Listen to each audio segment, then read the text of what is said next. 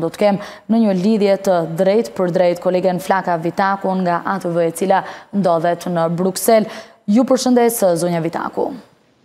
Përshëndetje edhe për juve, Samena, dhe për gjithë shikuesit tuaj. Faleminderit që u bët pjesë e transmetimit tonë. Do donim të ndanim diçka më tepër referuar samitit të NATO-s, i cili është mbajtur në Bruksel. Si fillim, a do të ketë një rritje të numrit të trupave të NATO-s në Kosovë? Atëherë nuk është se është marrë ndonjë vendim sa i përket rritjes së numrit të NATO-s në Kosovë. Tash së fundmi jemi dëshmitar të rritjes së paqëruesve të NATO-s përmes misionit të KFOR-it që janë rritur pra numrin deri në 1000 paqërues në Kosovë. Më shumë nuk është marrë ndonjë vendim nëse do të ketë apo jo, sepse tani për tani situata po shihet që është stabile dhe ka paqe dhe siguri në Kosovë.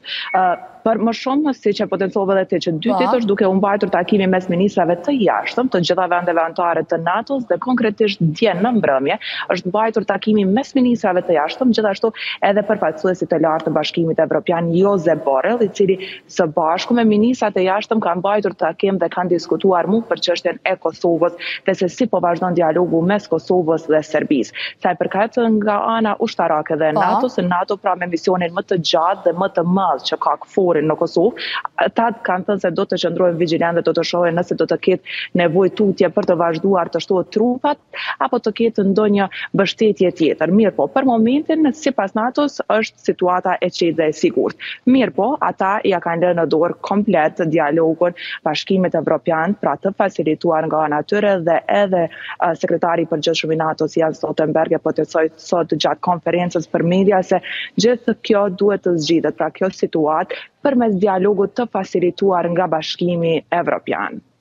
Të kuptoj, përveç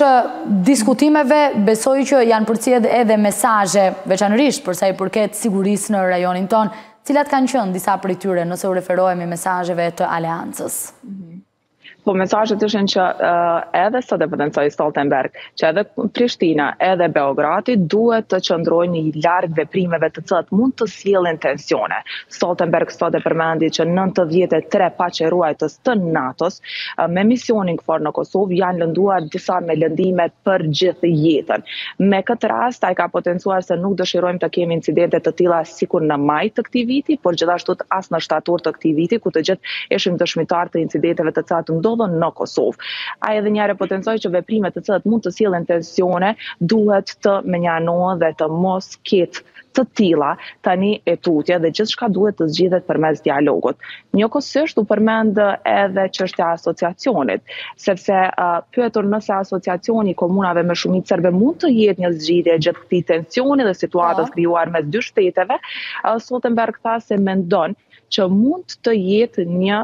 opcion i mirë drejt vazhdimit të dialogut mes dy palëve. Atëherë edhe kjo mund të shihet pastaj mes dy shteteve se çfarë lloj kompetenca dhe çfarë lloj pika ata mund të pajtohen, por e sheh si një pikë të mirë, absolutisht, për të vazhduar dialogun tutje të facilituar nga Bashkimi Evropian. Këtu ishin Samina disa nga informacionet, mirë po në përgjithësi,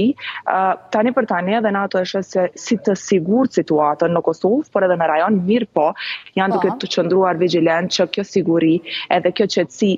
momentale, pra e momentit të mos prishet nga ndonjë ndikim tjetër, sepse kishte edhe shumë ide dhe mendime që mund të kenë një ndikim rreth për gjithë prishjen e qetësisë që ka ndodhur në Ballkanin Perëndimor, mirë po NATO e bëri edhe një herë të qartë se